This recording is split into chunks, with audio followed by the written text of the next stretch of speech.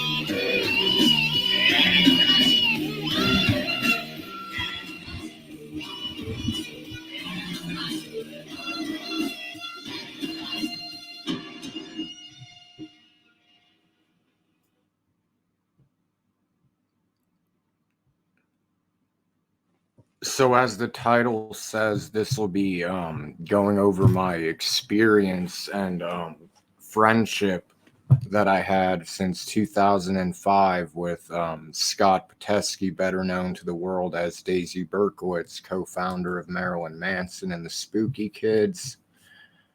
Left the band during the Antichrist Superstar recording sessions. Helped out with Jack Off Jill. Was had his own shit, 3-Ton Gate, which is incredible. That's all on Spotify. So it all started out pretty funny, actually. Like, right now I'm 31. I'm about to be 32, but in like the fall, I'd say like summer fall of 2015, I knew someone who lived in Boca Raton, which is in Florida, which is where Scott's parents lived. So like I got the number and I was hoping like he'd be there one day or something. But also like I was like, you know, trying to get a hold of him. And also like if you've read Long Hard Road Out of Hell by Manson, he describes Scott's mom's voice. And like I thought, you know, like the way he describes it was so descriptive, so I had it in my mind, but I was like, it can't be like that. Well, sure enough, it was like hello, like who is this? And then you know, it's like Patricio from Indiana. Like, is Scott there? Scott doesn't live here no more. And so I'd be like, oh, all right. And then I would call like every week probably and be like, is Scott there? And then like his dad, Sanford, eventually like got on the phone one day and was like, he thought that like Manson put me up to it and was like, I bet that knucklehead Brian like had you like set you up to do this. Like he's always been fucking with us or some shit like that. But I remember thinking it was funny he called like Manson a knucklehead, but so like eventually I get a call from like a number I didn't recognize and it was Scott and he was like, you know, you could stop calling my parents, like here's like my email or whatever. And I think it was like I think at the time he had his own domain or something, and like because it was something at like 3 Ton Gate, I believe. But he, fuck, I don't remember if it was AIM or Yahoo, but it was like before Facebook and everything. And then later on, you know, we remained friends until his passing. But one thing like I'd like to say like the thing I want everyone to get the most out of this video is how he had no rock star ego or anything like that. um if you wanted to talk to Scott, you could talk to Scott. If you wanted to like learn how to play something the right way, he would teach you how to play it the right way. um he remained positive. I remained positive up until the end that he could beat it, but you know, with stage 4 colon cancer, you know, stage 4 any cancer, you know, isn't good, and he did fight it for many years. So uh, it's just a shame, you know, and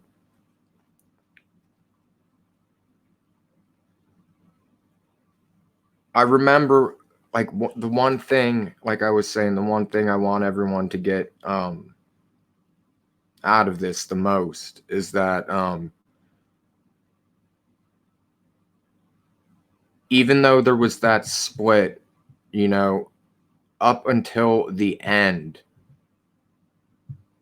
Scott was always willing to make amends with Manson and was always wanting to work with him again.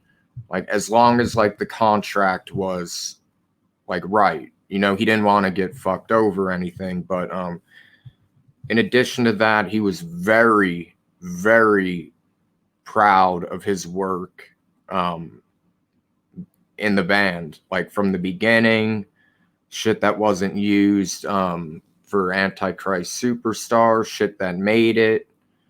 Um, he was very fucking proud of all of that material. And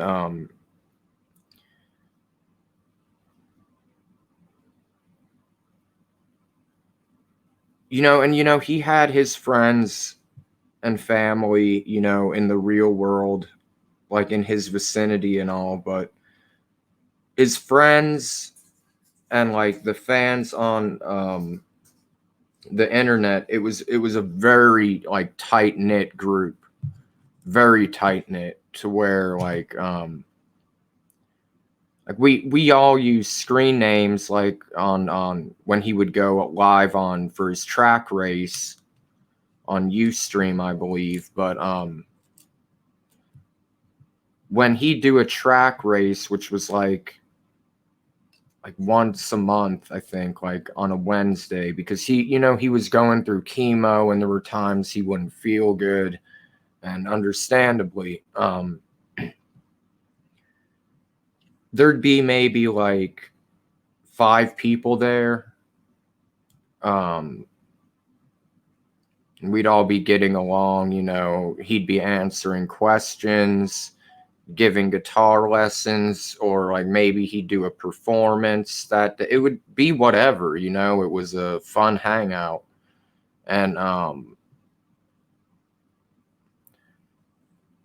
to speak about like his incredible work, like as can be heard like on the intro I played, that was the Antichrist Superstar demo from the Antichrist Superstar sessions, not the 1994 version, not that demo. But you can just like tell, like, he had that unique tone, with the fucking tremolo bar, the wah-wah pedal. And it didn't matter really what guitar he was using or what amp he was using, because when he would do like his little not little, they were great, and unfortunately like they're gone. And I remember him saying like one time, like, feel free to like record these, like put them on YouTube or whatever. And at the time, like, I knew like how to screen record on my computer, but I didn't know how to like sync the audio.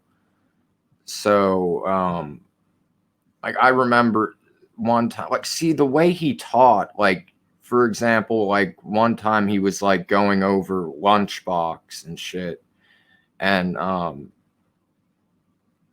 like later on, like privately, like he like, I wouldn't say he didn't like tab it out for me, but like he told me like the like frets and shit. But the way he would explain, like, he knew so much about like music theory. Like he would be like, okay, like, like an the E minor, like, or E major, like then go to like an F sharp, and things like that. And I remember I had this notebook that I was like writing everything down, because like I couldn't, well, I could, but I didn't know that I could just screen record it. But he also didn't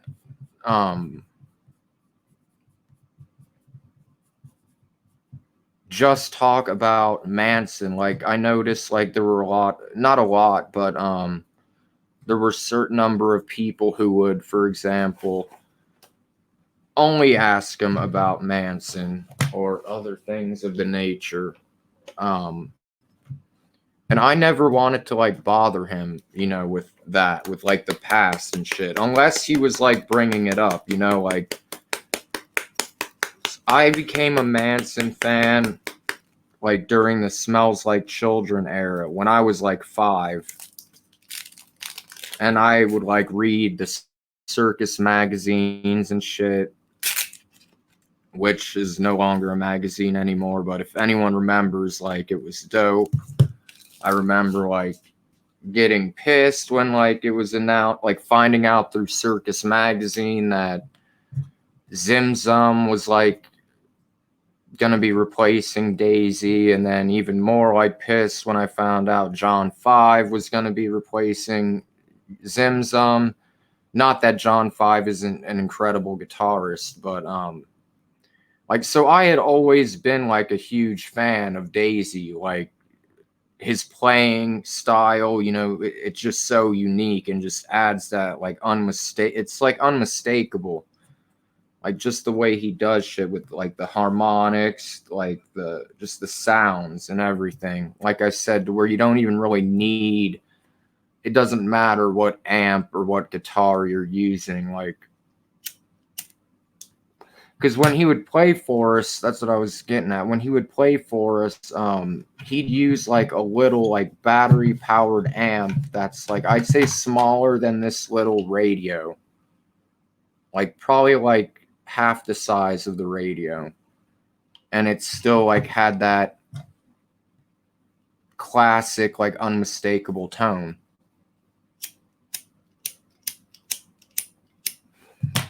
And that lighter doesn't fucking work. But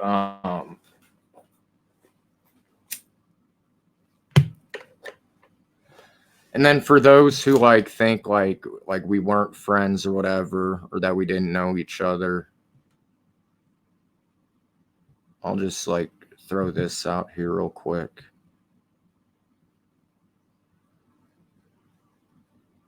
So I'm on my Facebook, and like, so now it turned into like a remembrance page, like when someone passes away.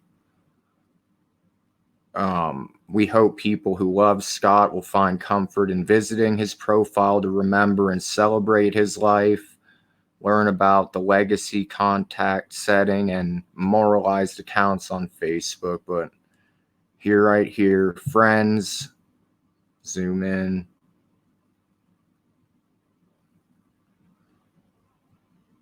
I'm not gonna like go through like our messages, like that shit's for the most part private. I did like thank him like on June 20th. Whenever someone would pass away, he would always thank them rather than say rest in peace.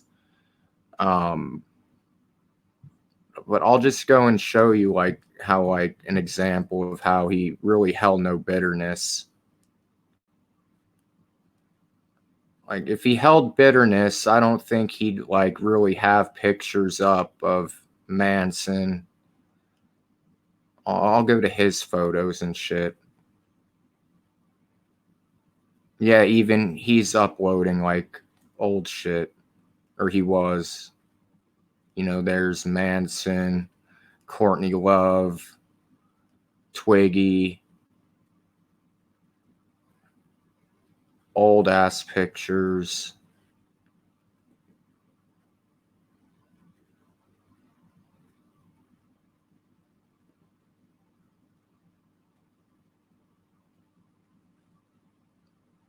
So this was new. He posted this in 2017, New Year's Eve, 1992, at the Ritz in Tampa, Florida.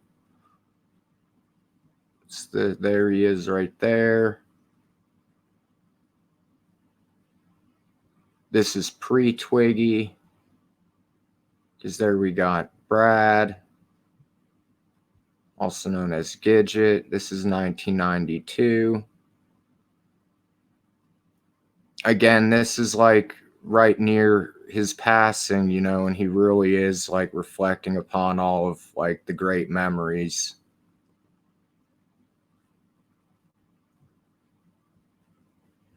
Hold on, let me go back. Like his famous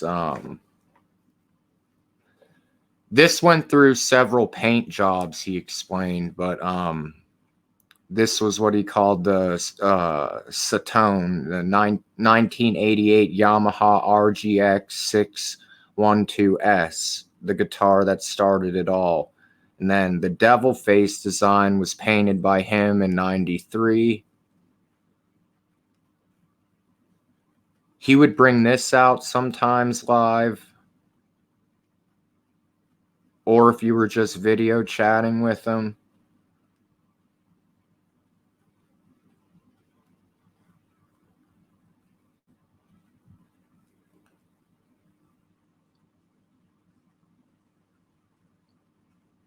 He knew he didn't have much time left, I don't think. Well, I mean, it's obvious, but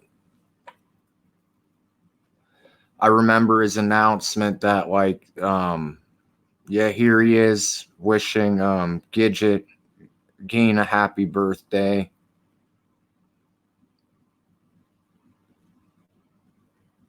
Brad Stewart, he would have been 47 on September 11, 2016.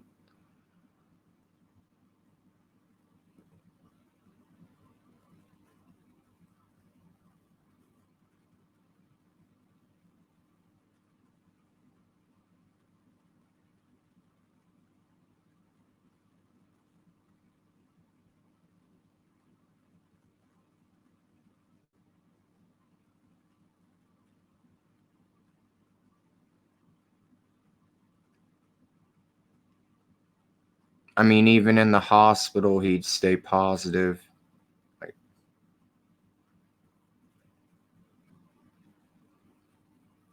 And this is when I think he was doing a show with Jack Off Jill.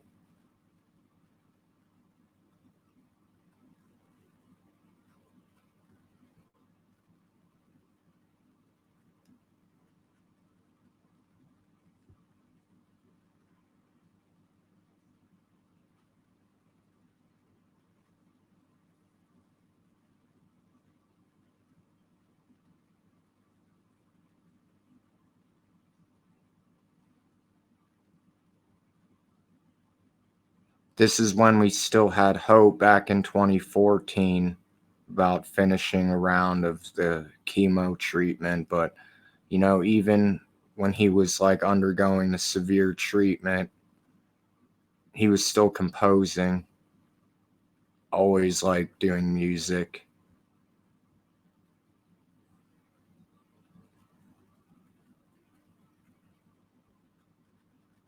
When there was an earthquake that happened here, I think like 2014 or something. I remember him like messaging me, making sure I was all right, which is something, you know, that was nice but completely unexpected. You know, like I said, he took like if you wanted to talk to him and, you know, you're saying like, oh, like rest in peace now, like you had your chance, you know.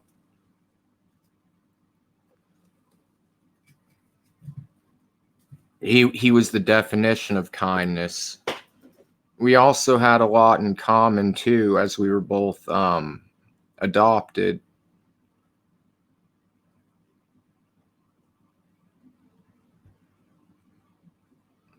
See, like he was proud of his work.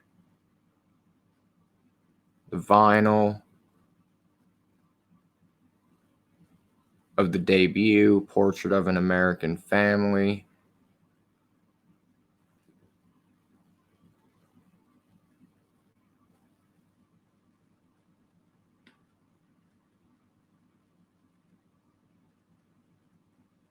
And then he would do art as well.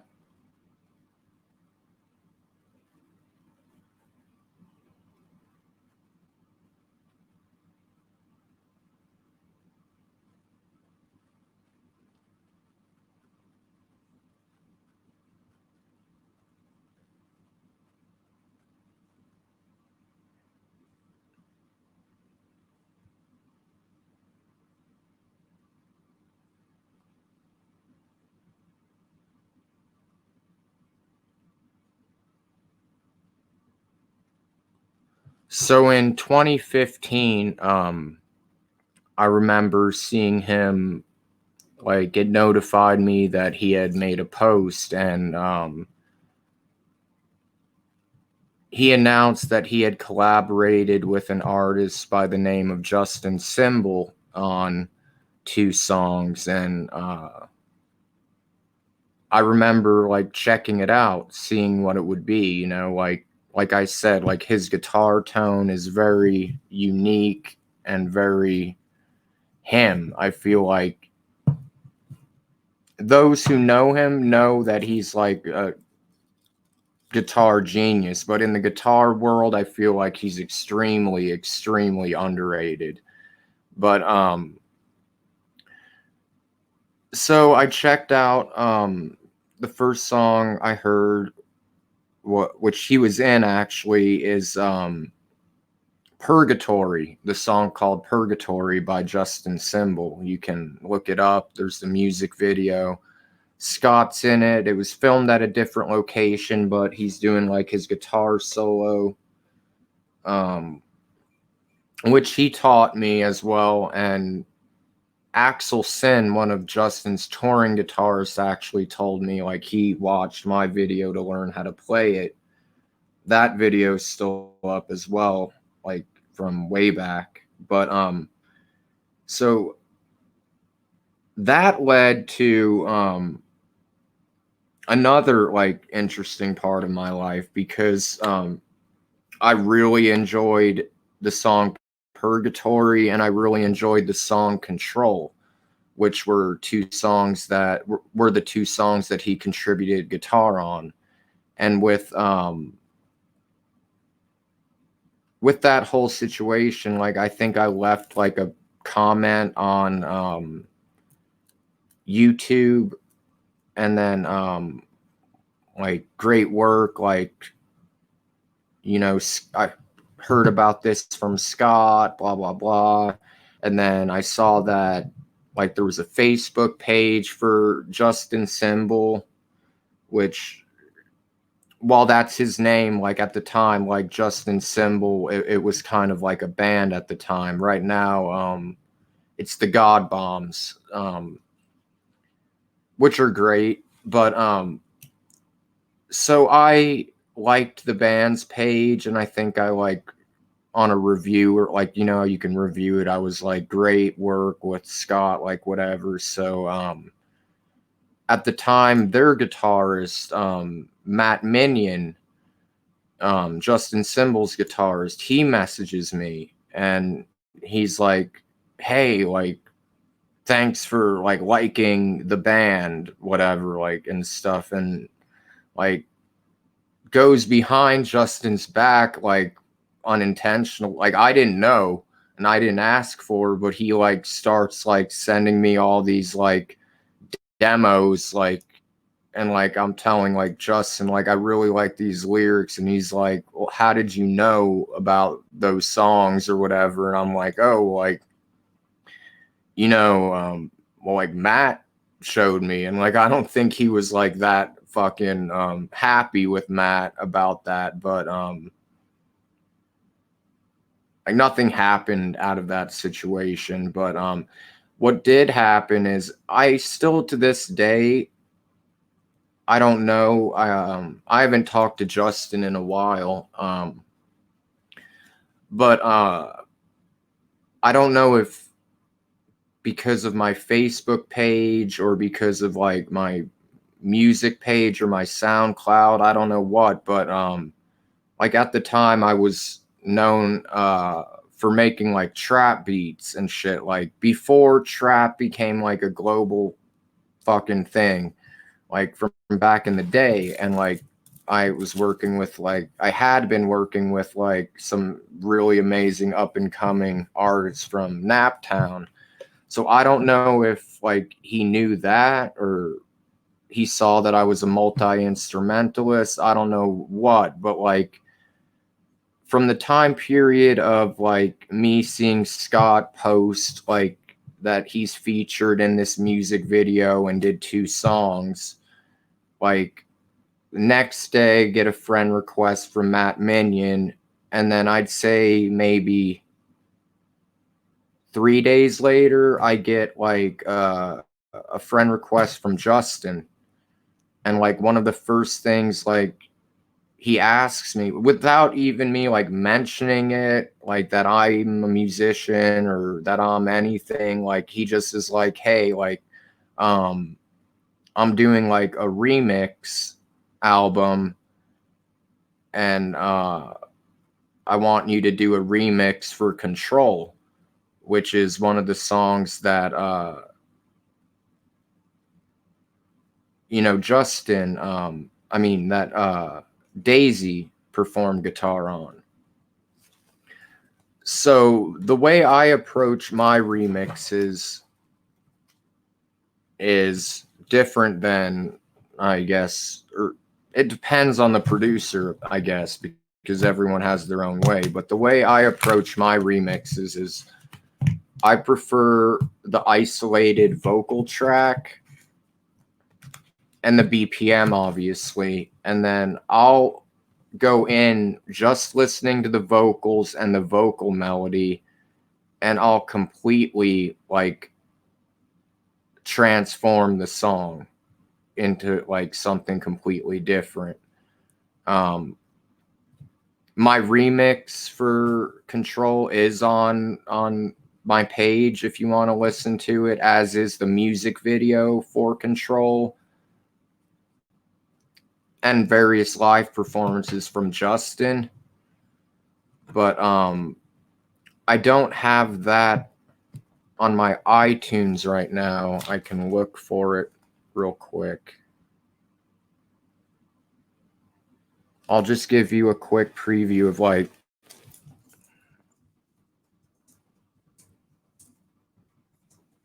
how the original Control was with Scott, and then how I transformed it.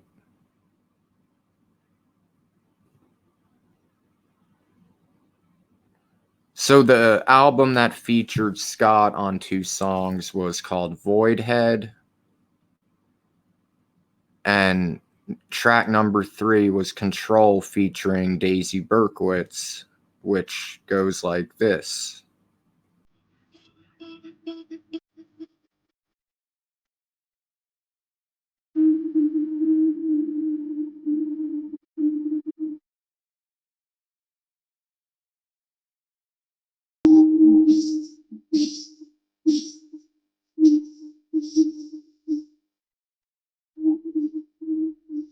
There's that feedback and shit, like classic Daisy.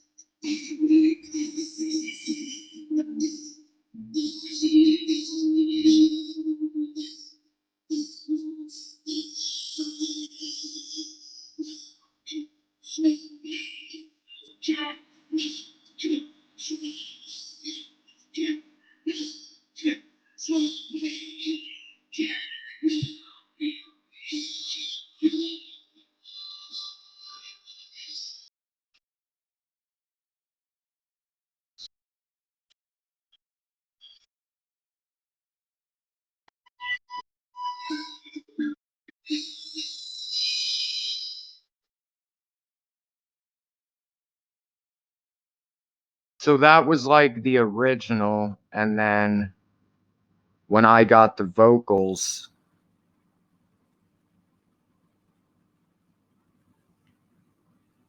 on the Fuckhead album, I had the honor of remixing that and the honor of like Scott loving it. But here's what I did. Like I just listened to the vocal melody and then like composed the rest on its own. Which this song went through like several processes to get to where it's at now, which was something that Justin and I both loved.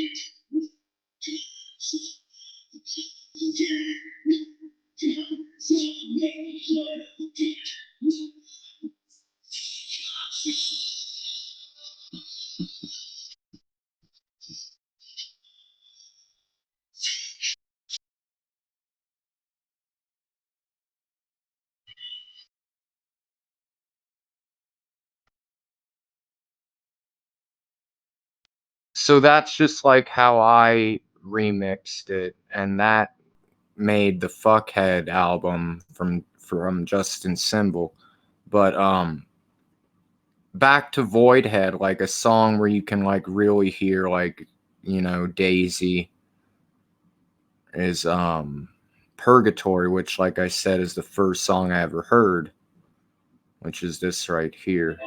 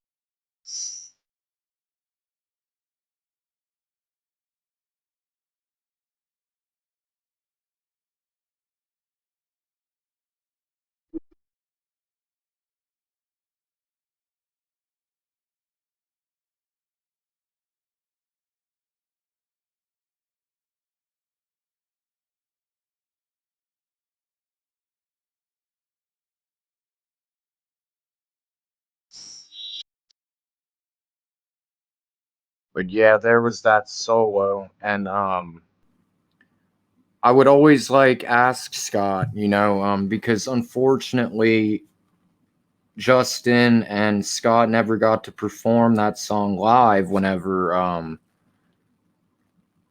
you know, Scott's chemo and shit, and his like schedule and Justin's schedule just never lined up. And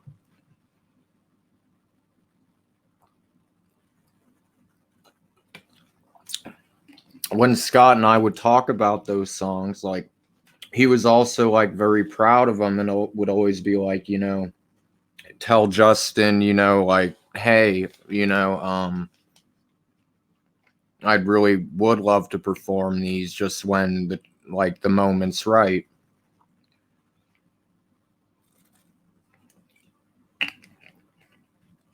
But to close this off, well, no, there's one more thing. So from the Justin thing, like, so Scott changed my life in like many ways, because not only did that lead me to getting to know Justin Symbol, developing like a friendship with him, working with him.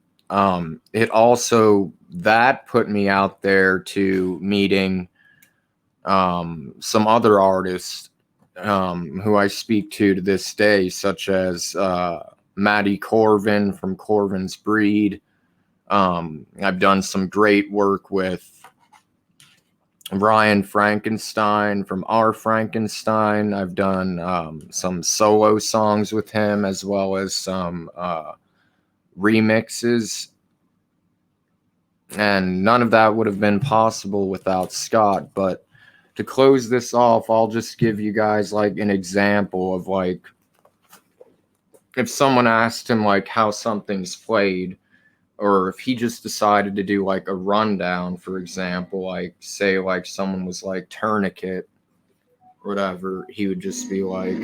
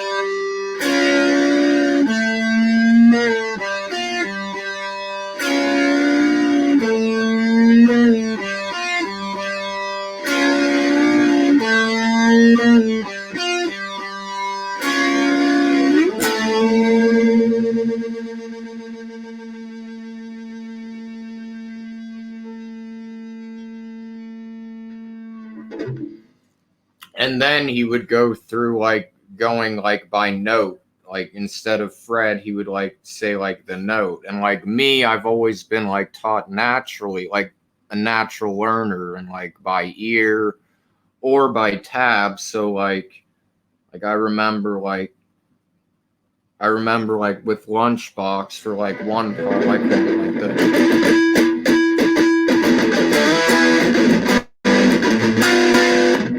like that part right there, like he told me like he was telling us all the note like in the live, but like I had no idea what the fucking note was, but it was, so on the D string it's the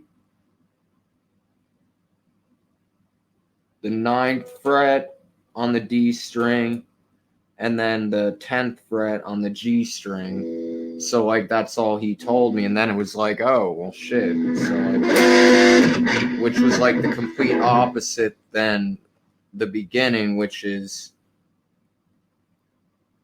on the A string,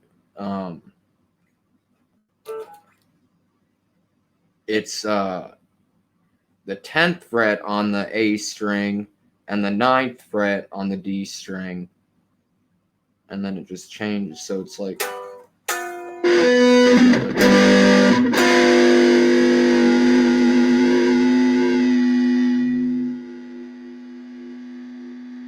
and then also with the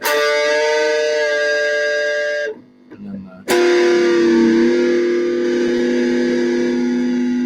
so together it was all like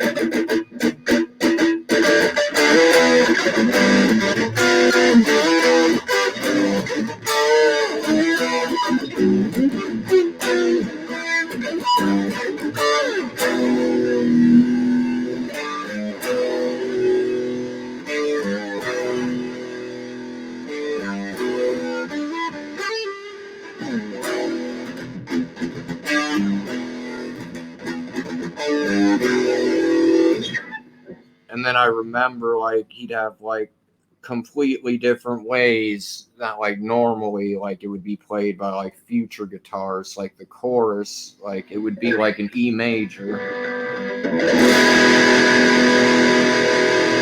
but then he would sometimes alternate and then go up to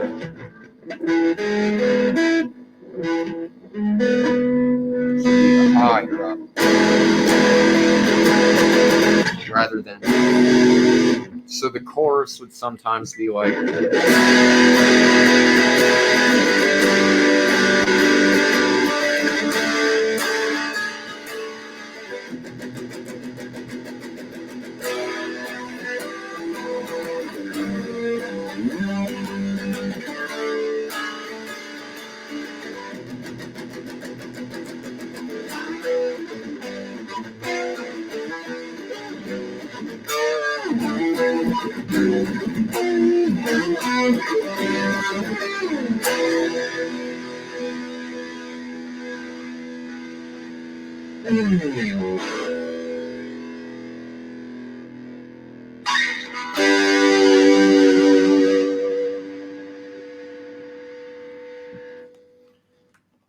but that's how I became friends with Daisy, and to this day I really fucking miss him. So many questions that not regarding like Manson, but just regarding like guitar and life in general, you know, that you wish you could ask but you can't. Like I said, he would never really say like rest in peace if like one of his influencers passed or one of his friends. He would always thank them. So with that said, I want to thank him for not only being like, well, not only creating, like being like at the time, you know, like Manson was doing poems, like Scott was the musician, for just bringing that sound to the fucking world, that unmistakable fucking sound, and for being a friend, for appreciating your fans, not treating them as fans, getting to actually know them, and for always being real. And that's my experience. But